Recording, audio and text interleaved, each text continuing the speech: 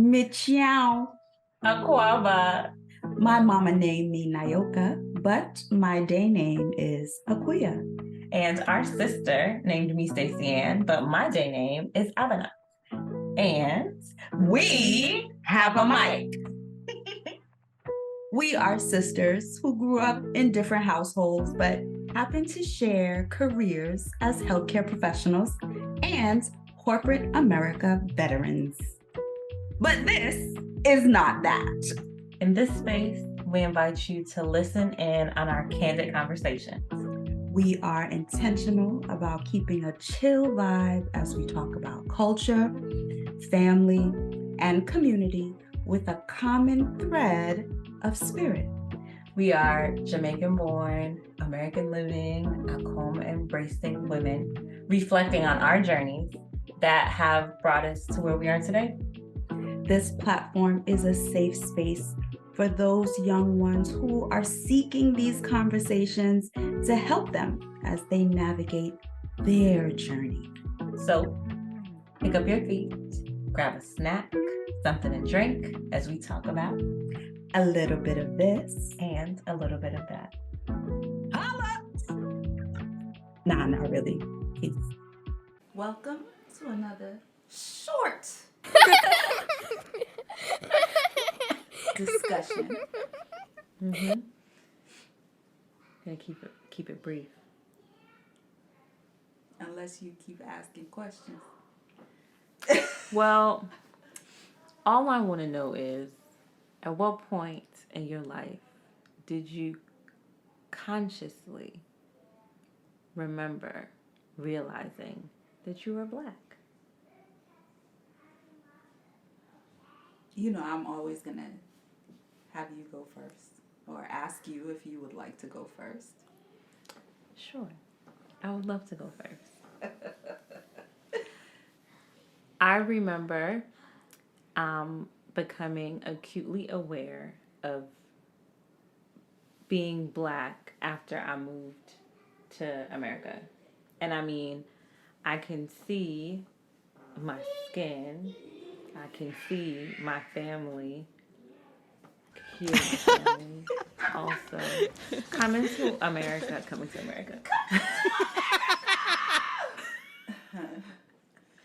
I didn't have the words, right? Didn't have the language, but I became socially aware of what it meant to be Black in America and take 12,563,201.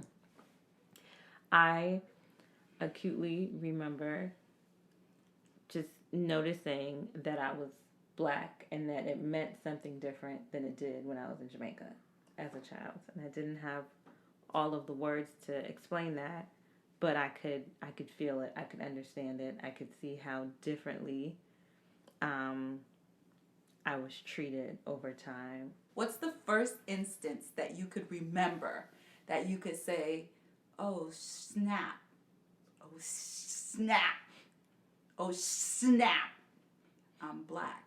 Like, legit, they're hating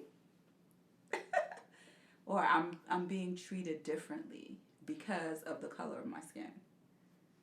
I used to think it was because I was a chatterbox. I was a chatterbox, but other children in my 4th grade class would talk just like I would talk, and they didn't have to go and pull their card. They didn't have to get up and go on, red because they're talking. But I did. And then I remember I had a real thick accent. And the children would make fun of me for my accent. And then... What kind of accent? You know, Jamaican accent. Jamaican accent. So I don't know. That I had an accent. They even sent me to speech for an evaluation. The children... What? And like... You had to have a speech eval? Yeah, I had to have a speech eval. Get out of here. I didn't know that. I don't even know if mommy knew that. Like, they used to just do stuff. Send you to the media center for this, whatever. So they was testing you on the DL? I don't know. Maybe Nene knows. I don't know. But yeah, I had to do a speech eval at school, and Wow. even coming here, like I had to do a placement test, and no one explained. Coming here where? Just in Coming case someone is coming to catching this. America from Jamaica, being a new student. When I left Every Jamaica, time I you was say in coming fourth to grade. America, the only person You I did see it? is Grace Jones. I All right, no, but moving from Jamaica to Florida, I had to do a placement test because in Jamaica I was a year ahead, but I guess the transcripts weren't enough. So I had to do a placement test. But no one explained that it was a placement test. I had never seen a Scantron in my life. So after a while, I was just, bubbling in things. So it was a culture shock in that way. And then children would make fun of me, and they were calling me Haitian, and I was like, "What's Haitian?" Oh. 8, 9, I don't know what y'all are talking about. So I started to notice these subtle Nuances. But that's not subtle. Well, as a 9-year-old with no concept of what is happening. Did someone explain to you that there were there was discrimination against Haitians No. versus discrimination against Jamaicans versus No, I realized that when I got to high school, which is some time. There's a whole middle school years in between that. But it wasn't until I got to high school. My high school, the rivalry between the Jamaicans and Haitians was real. Like fights and it was real. But the way that I was socialized in middle school, it was funny to make fun of people that were from Haiti. So it was socially acceptable to do so. So along the way, you learn really bad habits. Yeah. Right? Yeah. But throughout that time, especially, like 5th grade, going into middle school, I got accepted to magnet programs. So my position within my school changed because the magnet children were bused in. You had majority of your classes were separate. We had one elective, and that elective would be when you would interact with the rest of the school. Outside of that, you were with honors and magnet for all classes. And then when I would have my elective classes, that's when I realized I felt like I wasn't black enough, which is very interesting because I realized that because of how dark my skin was, I was treated away by other black students. It was like, lighter skin, straighter hair is more pretty, more socially acceptable. Colorism. The whole colorism. And then I was treated differently from my white counterparts, even though we were magnet students, the smart kids, the nerds, what have you.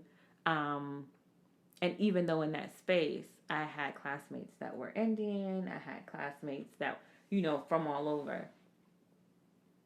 And then I would get around the black folk where I was supposed to fit in, and they would be like, "Why do you talk like that? You don't sound black. Your name is Stacey Ann.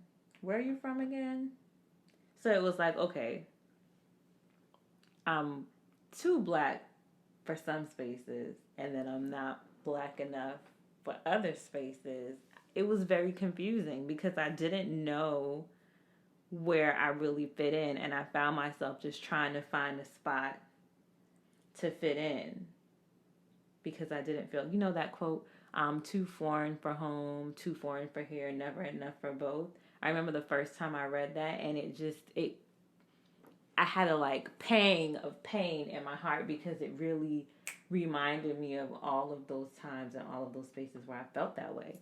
So it's hard for me to pinpoint one exact experience, but when I reflect on it, there were so many experiences that built upon each other that made me feel like it wasn't okay to be black in whatever capacity I was or wasn't.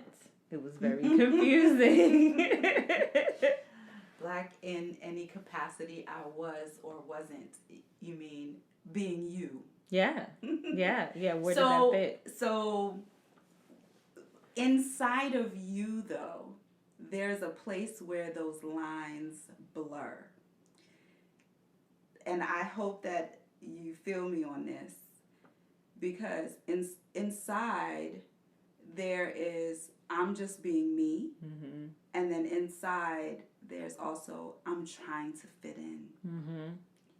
So even inside of you, there are these blurred lines that, you know, that juxtaposition where it's like, okay, I know where I'm coming from. I know where I'm coming from, but I also know where I want to go. Mm-hmm. And if I want to go, then I have to try to fit in. Yeah. You know, and so then our identities become this blur. Yeah. Yeah. And you get lost in that space. And you get lost. You can get lost in it. And then, you know, they tap you on the shoulder and they're like, no, you're not going to get lost. But we're not talking about that. We're talking about we're talking about the first time, right? Yeah. Or the times that we realize that, you know, oh shit, we're black. Yeah, yeah, yeah, yeah. And what's interesting is I could think of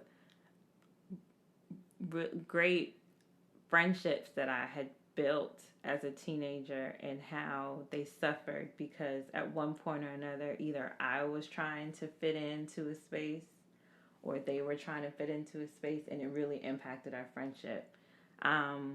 Now it's like, oh, we should have given ourselves and given each other more grace. But at the time, we didn't even know what grace was. Yeah. What is that? Yeah. But I remember being an adult now,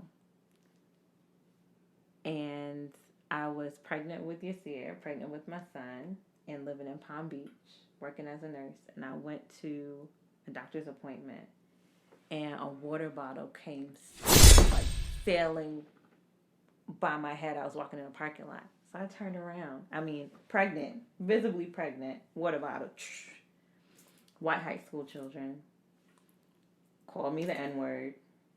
By the time I could waddle back into where I saw them come out of, and I said to the woman at the front desk, I said, there were some high school kids in here. She kind of didn't want to answer me. And I said, well, they were rude to me. This is what they said. And they threw a water bottle at me. And she was like, oh, no students came out of here. And I'm like, lady,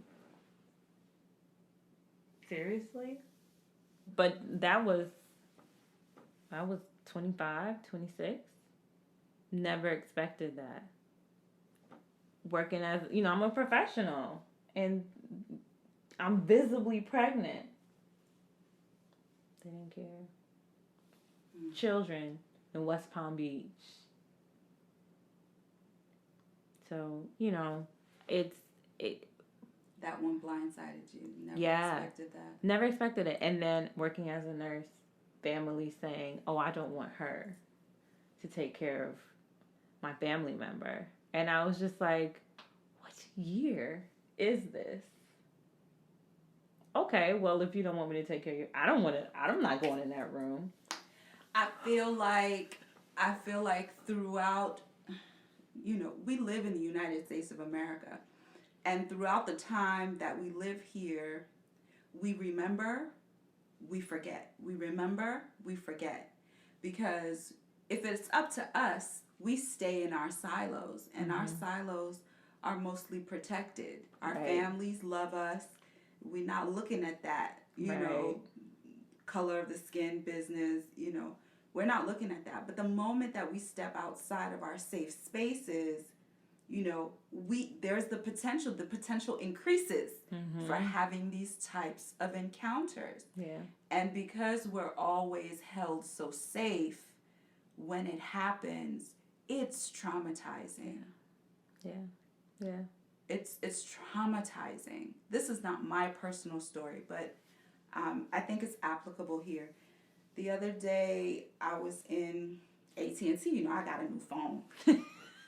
And I heard a young lady saying that her coworker and herself inside of the store, and a white man and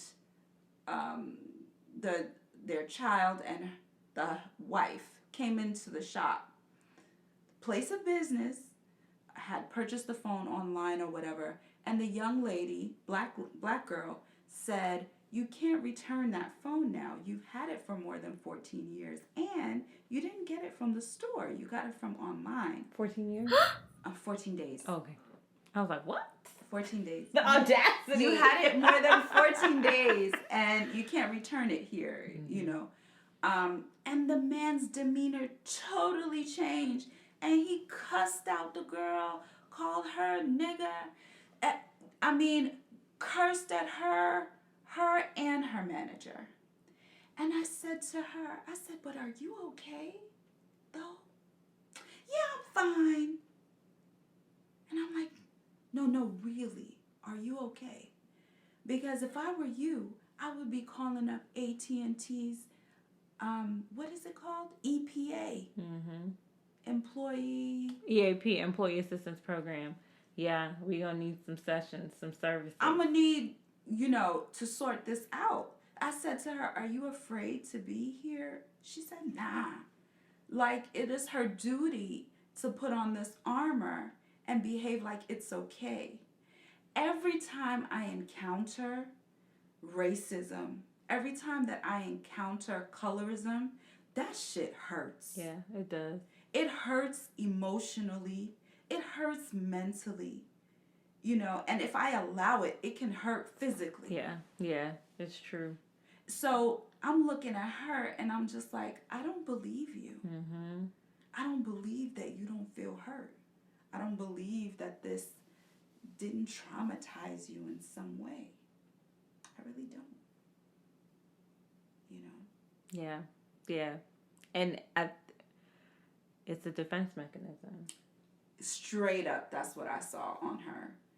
Straight up, that is what I saw on her. But what are we defending, and who are we defending? See where we live. And she said the police took like 15 minutes to get there. Anything could have happened. Anything could have happened. This animal could have been armed. Yeah, because where we at? Yeah. Because of where we are. And you can't tell me you don't feel a way about that? I don't believe her. I wanted to embrace her. I really did. Because if that was me, I want to be embraced. At this point in my life, I'm tired of playing Superwoman. Nah, that hurt. Embrace me. I need a hug. Yeah, it's true. And then what I found myself doing around that time, after having Yasir and like going back to Jamaica to visit, I was like, well, bump this. I don't want to stay in the States. I want to move back home. I want to go to Jamaica. I want to leave. And I remember traveling to Jamaica and inquiring about some of the private hospitals that they had. And, being a nurse, I could go back to Jamaica and I could go to one of those places.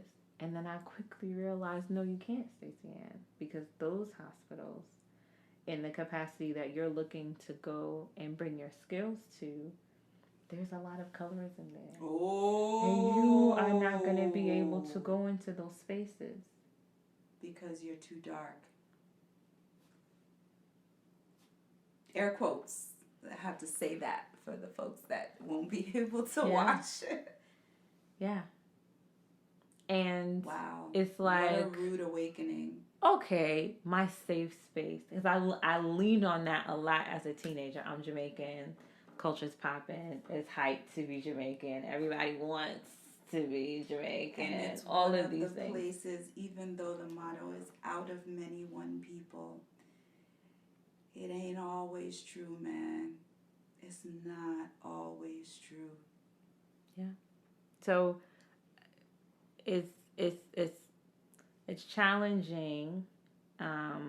It was challenging for me after I had Yasir because I found myself being apprehensive. How do I approach this? My experience. I mean, he's a little lighter than me, but he's a black boy. Now I'm a mother to a black boy. When I was pregnant with him, right after I had him, was the Trayvon Martin case televised. I remember nursing him and watching, and I remember the first time he came and he said, "Mommy, you're dark brown and Nini's medium brown." He had been learning colors and he was looking at his crayons. Calling somebody black or calling somebody white was not a part of his vocabulary because he saw color not as a social construct, but as freaking color. It's color! Color with a U? No, I'm kidding. Yeah. But you know. Yeah. But it did something for my spirit that I didn't realize that I needed and I didn't expect it to do. It gave me a different concept. And when people say I don't see color, it's a lie. Unless you're colorblind. Unless you're actually physically colorblind. What they're saying when they say that is they don't see black and white. And essentially, children do not see black and white. But adults. But they see the different hues of skin tone. Right? That is different verbiage. They're not seeing the social constructs of racism, black and white. They're seeing everything in between. Yeah. They see color, but in a different parameter. And they don't see it as a social construct. Right. They just see it as what it is visibly. Yeah. And that's what people mean when they say they don't see color. I understand Children that. truly don't see color. But as you're adults, a grown ass person, you see color. Like, stop saying that. Because you see color. We all do. We have been programmed to see color. Yeah. Because on these forms that we fill out, yeah, it doesn't. Did you ever have a other period? Yeah, and I would write human, other, human. I still do it to this day.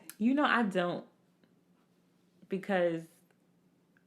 Well, depending on who you talk to. If you talk to Chris, if you talk to my husband, he'll tell you he has no problem being called black. You talk to some people, they don't have a problem with that. I'm not black. This microphone is black.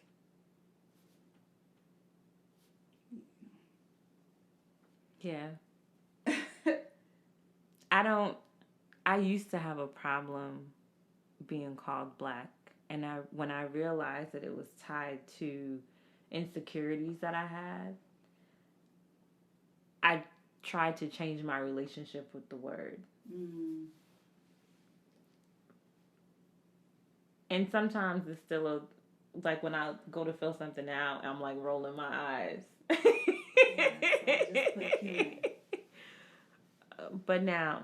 But now they have like African American, like they make you think about it. Now, no, for real. That's true. You look at the paper and you're like, but I'm not listed here. Right. Because I'm not African American. I'm not.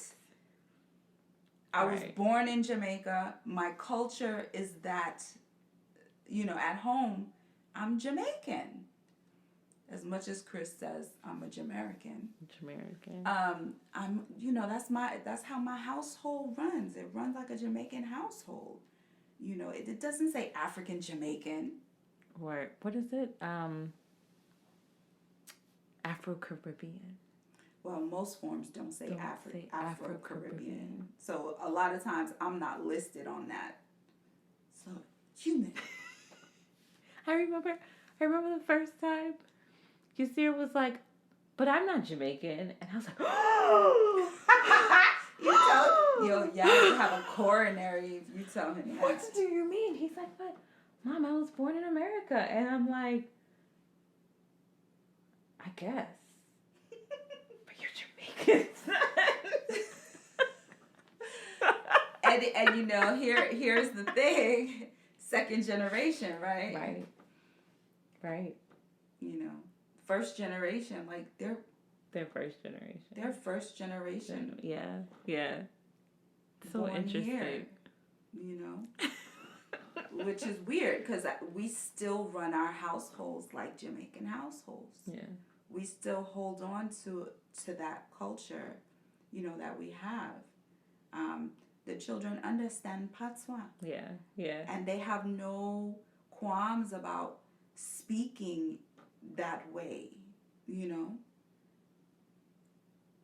But I think we talked about being black, but then here we are dipping into culture because they're like this. They're like this, right? How do you separate? And I think one of the ways that helped to solidify that they're like this is learning about Akom and seeing Ghanaian culture and going to Ghana and seeing like this is culture.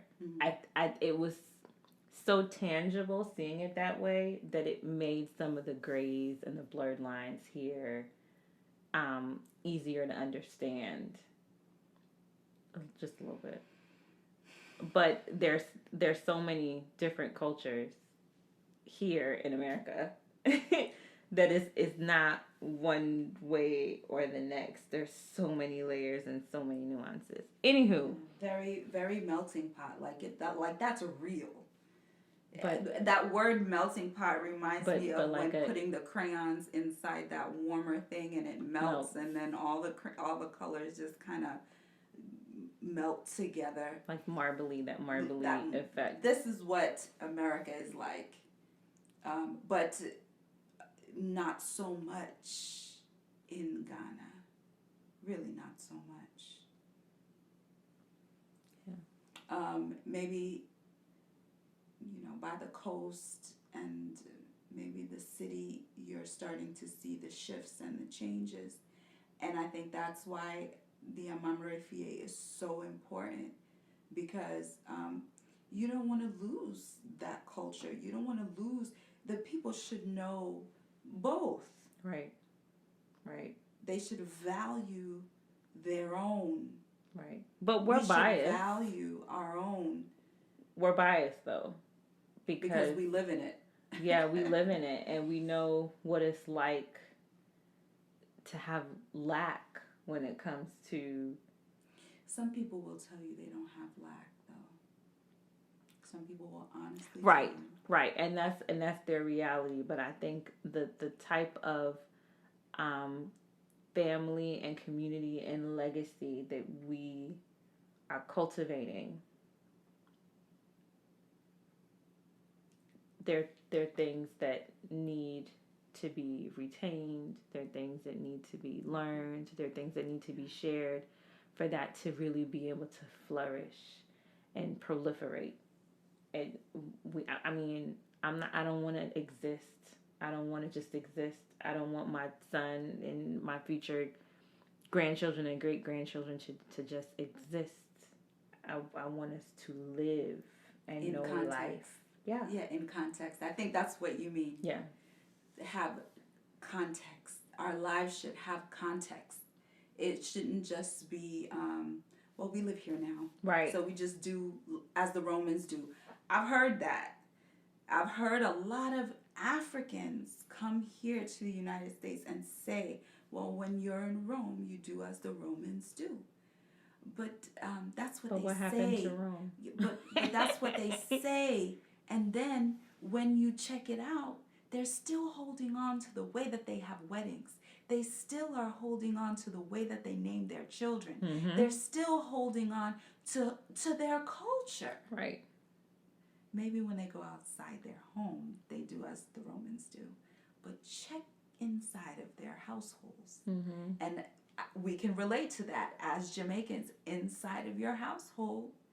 But then, the whole idea of race just seeps in.